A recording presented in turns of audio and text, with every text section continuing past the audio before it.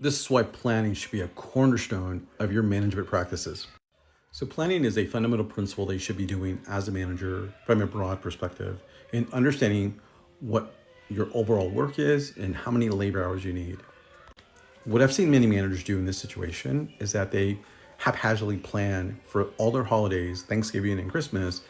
Then what happens is that people are out, then people that are actually working have to do more work to service the needs of the customer. You've been probably through that. I know I've been through that as a new manager and new leader early on in my career. So here are a couple of things to consider if you're struggling trying to figure out planning in the holiday season. As I mentioned before, understanding your activities and reasonable expectations is the foundation for everything going forward. So in this case, we take those reasonable expectation activities and create what's called a resource load. That will tell you how many hours you need during this time period. You have to understand what your volume of work is, what all those different variables that you have to manage, your FMLA, your attendant, and especially vacation time. So that in itself, it's going to tell you how many labor hours you need to meet the demands currently during this holiday season.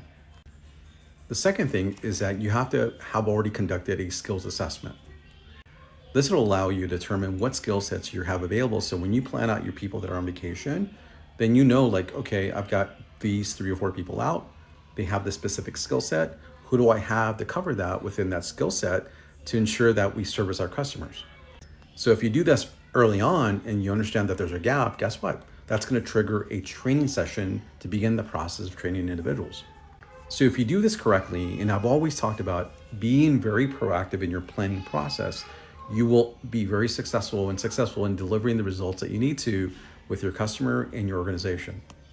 Now, here's the great thing. If you missed it for Thanksgiving, you have Christmas to look at.